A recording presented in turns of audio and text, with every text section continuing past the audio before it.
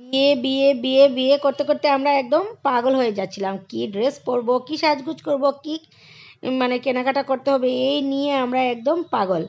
আজ এবার বিয়ে শেষ। আজ যা হবে বিদায়ের পালা। বিদায় মানে আমাদের বিদায়ের পালা, যারা আমরা নায়রিরা গিয়েছিলাম। মা সবজি টবজি সব গুছিয়ে রেখে দিয়েছে, কি কি আমাকে দিয়ে দেবে। লাউয়ের ডুগা, শিমের বিচি, বেগুন, তারপর লাউ, পেঁপে, শিম, একদম ব্যাগ ভরে আমার জন্য রেডি করে রাখলো। এগুলো নিয়ে যাবি। আমার হাজব্যান্ড সকালেই বেরিয়ে গেছে অফিসের জন্য। আর তার জন্য আমি কি করেছি, আমার কাপড় জামার ব্যাগগুলো সব আমার হাজব্যান্ডের সাথে দিয়ে দিয়েছি। আমি শুধু সবজিগুলো নিয়ে আর মেয়েদের নিয়ে চলে যাব। মা, আমারও কথা ছিল সকালে যাওয়ার, কিন্তু মা কিছুতেই আসতে দিচ্ছিল না। বলছিল তুই গিয়ে তো কী করবি এত সকালবেলা, মেয়েরা স্কুলে যেতে পারবে না, ঘরে বসে ওদের মন খারাপ হবে। তার চেয়ে তুই ভালো বিকেলে যা, তাহলে ওরা আরেকটু সময় খেলাধুলা করতে পারবে। বিকেলে গিয়ে তুই রাতের খাবারটা খেয়ে ঘুমিয়ে থাকবি, আর সকাল থেকে আবার তোর নতুন রুটিন শুরু। মেয়েরাও স্কুলে চলে যাবে, কাজকর্মগুলো তুই করে নিস। আমি ভাবলাম যে এবার যদি মার কথা না রেখে যাই তাহলে চলেতে যাব, কিন্তু পরে ভাল লাগবে না যে মার কথাটা আমি রাখলাম না। যেহেতু পার্টি কালই শেষ হয়ে গেছিলো, আজ সকাল থেকে শুরু হয়েছে বিদায়ের পালা। আর আমার বর্দি তো সকালেই চলে গেছে, আর আমি যেহেতু শিলচরে সামনেই যাব, তাই মা আমাকে আসতে দিল না। আমি আসলাম বিকেলে। আর যারা বাকি ছিল, মানে সবাই আজ বিকেলেই আমরা একসাথে বেরিয়ে গেলাম। কেউ যাবে শিলচর, কেউ যাবে করিমগঞ্জ। আর সবাই একসাথে বেরিয়ে যাওয়ায় বিয়েবাড়ি পুরোটাই ফাঁকা। আমার মেয়ে তো একদম মানে মনই চাইছে না ওদের যাওয়ার জন্য, ওরা শুধু পিছের দিকেই তাকিয়ে দেখছে। কাল থেকে আবার নতুন রুটিন। আজ যেতে যেতে বেজে গেল প্রায় 4টে।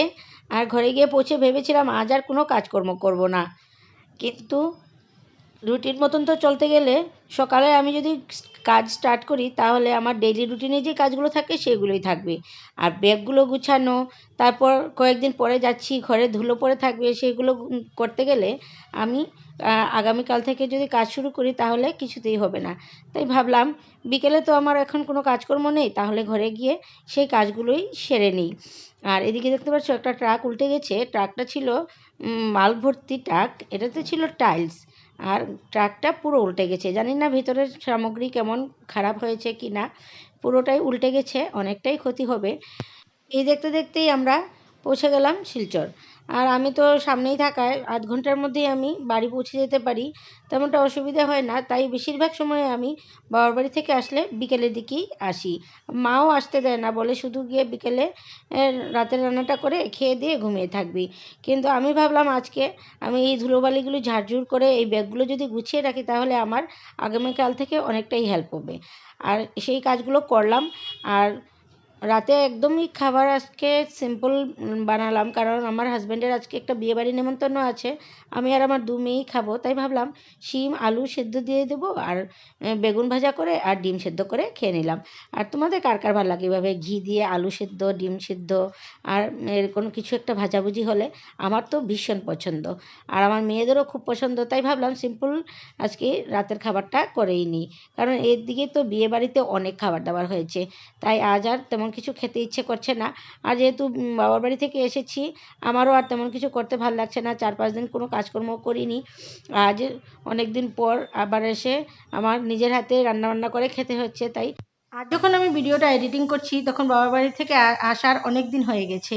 কিন্তু বাবার বাড়ির একটা জিনিস আছে দেখবে, মানে ওখান থেকে আসার পরও প্রায় 4-5 দিন পর্যন্ত যখন আমি ঘুমিয়ে থাকতাম তখন ভাবতাম যে আমি বাবার বাড়িতেই আছি।